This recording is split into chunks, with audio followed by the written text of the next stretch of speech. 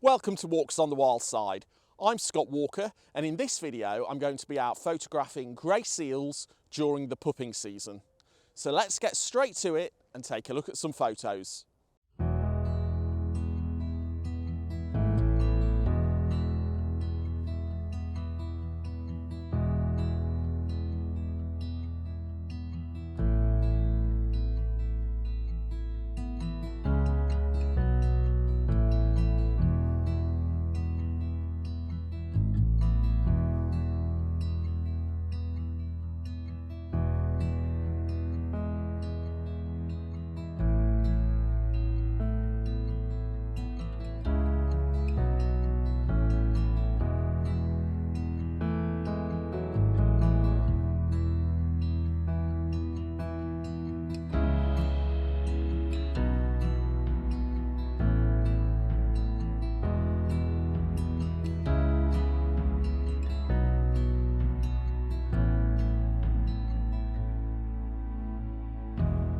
And now I'm going to share with you how I planned out my day.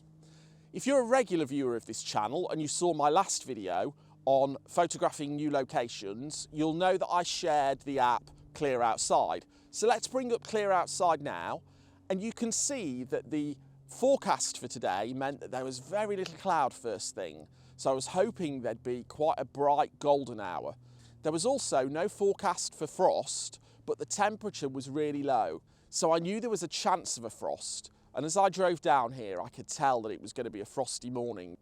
In the afternoon, however, the clouds come in, and so it'll be a much cloudier day, and by evening there'll be full cloud throughout all three levels, which means it should be quite dark. There's also forecast to be some rain. And also, thinking about the light, if you remember the last video I shared with you the photographer's ephemeris, and I was able to look up on there where the sun will rise, which is further down south from here from me. And so I'm going to spend my morning walking northwards, and when the sun gets around to behind where you're stationed now, I'll turn round and come backwards so that I'm facing away from the sun in the afternoon. And I may switch around and do some backlit shots from time to time, but that'll make sure that I'm positioned in the best way to make the best use of the light. So what does that mean for a plan?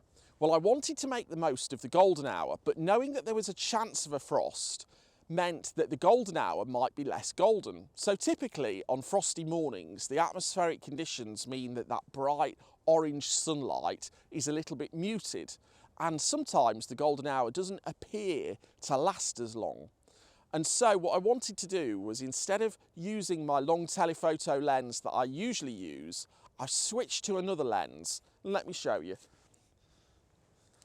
This is one that I don't often use for wildlife photography, but this is my Tamron 70 to 180 millimeters f2.8. And I got this lens a little while back in replacement of my Sony 70 to 200 f4, because I was a bit sick of carrying that lens around and I very rarely used it. And this lens is so much lighter. I only lose 20 millimeters at the long end, but it's about half the weight of the 70 to 200. So this has been a godsend, and I often use it in woodland and landscapes, but I very rarely use it for wildlife. But today I wanted to use it to make the most of that muted colour of the golden hour that we were getting. So after this morning's opening session during golden hour, I'm going to switch back to my telephoto 200 to 600 lens, be a little bit more stationary, and because we've got less bright light, or the plan is that very soon there'll be less bright light, I'm going to focus on portrait shots of the bulls, cows and pups.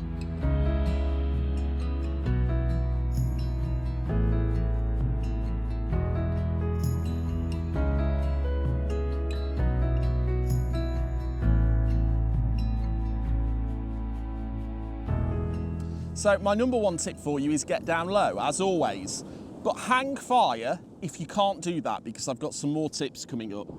But this really lets you get into the seals' world, and you'll get some great photographs of them on the beach and in the water. And normally I bring my camping mat out and lie on that because this sand is really wet, but I'm soaked already anyway from walking through the dunes in the morning frost. My trousers got soaked, my coat got soaked, so I might as well just lie in the grass and be a bit more manoeuvrable than I'd be on my camping mat.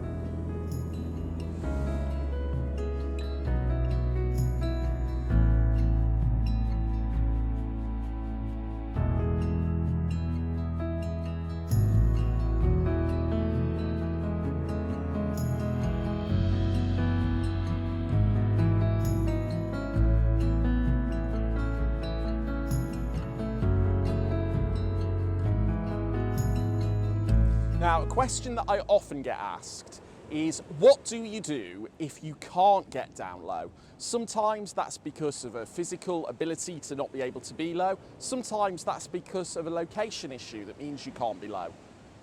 In this situation, there is something to do. On the beach here, we've got these groins that are rocks that line the beach, and you can use some of those as foreground interest. So I can shoot through the rocks, blur them out, and photograph the seals in the background, which is exactly what I'm doing now.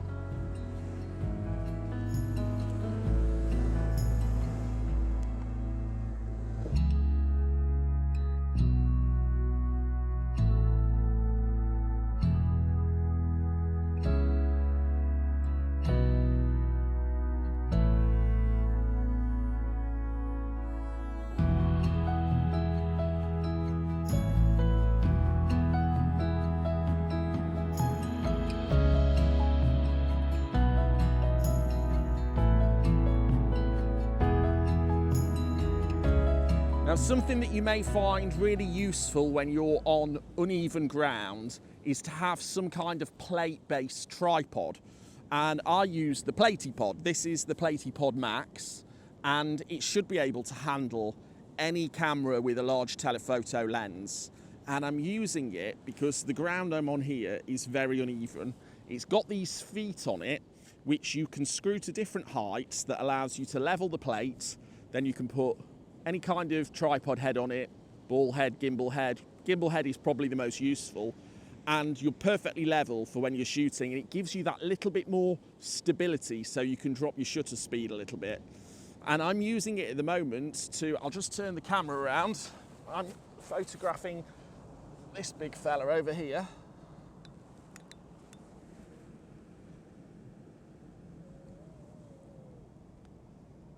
So there's a grey seal bull, and you can probably tell he's got a couple of big gashes on his head, so he's been involved in a few fights.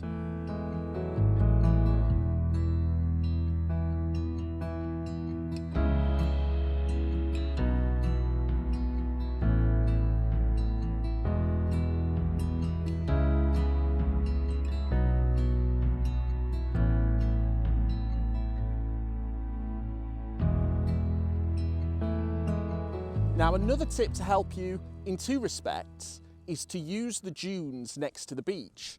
Now, you can use them in two ways. One is as a hide, so you can stand behind them and photograph the seals the other side of the grasses.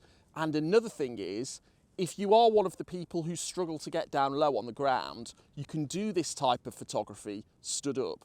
So I'll just turn you round and show you that I've got a little grouping of seals here that I've been photographing from, oh, that one didn't like it, I might have to move, but from here. So I've been using these dunes as a hide, and that's been great. Problem is now I've started talking, they've realised I'm here, so I'm going to have to move.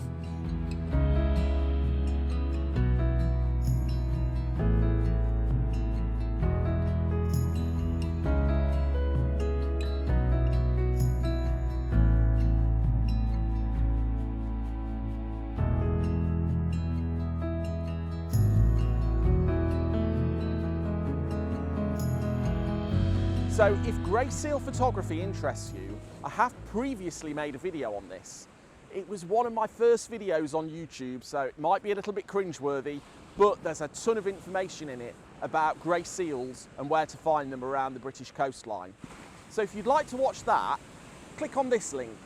Or if you'd like to take another walk on the wild side, click on this link. Thank you very much for watching, and I'll see you next time.